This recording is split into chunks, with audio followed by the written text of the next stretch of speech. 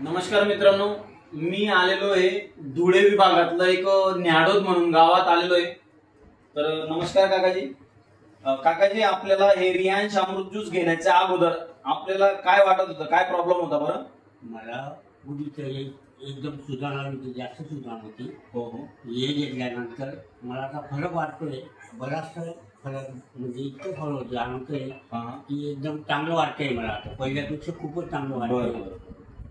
म्हणजे अमृत ज्यूस घेतल्यानंतर आपल्याला म्हणजे जो त्रास होता तो पण कमी झाला आणि चांगलं वाटतंय। म्हणजे अगोदर अमृत ज्यूस घेण्याच्या अगोदर तुम्ही किती दवाखाने वगैरे काय केलं? मी बरेच दवाखाने केले, ऑपरेशन झाले, बरेच दवाखाने, मी केमो घेतो, सर्व करतोय। बरं, पण हे घेतल्यानंतर मी रात्री तुम्ही सांगितल्याप्रमाणे मी रात्री लावतो त्याला आणि 3 वेळ घेतो। बरोबर। सकाळी 20 आणि 2 गुज पाणी हो हो टाकून ते घेतो।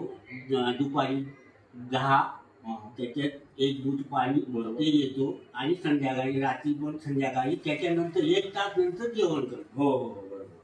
म्हणजे आता ही कितवी बॉटल चालू आहे काकाजी? ही दुसरी बॉटल आहे माझी। अरे वा, फक्त आणि फक्त दुसरी बॉटल। बघा मित्रांनो, काकाजी याचे पूर्ण कोर्स करणार आहे तुम्ही? पूर्ण करणार म्हणजे करणार। आणि तुम्ही सांगत होते की मला चांगलं वाटत होतं, म्हणजे मी अजून पण पुढे मी सांगितलं मी आज सुरुवात करेन। अरे बापरे।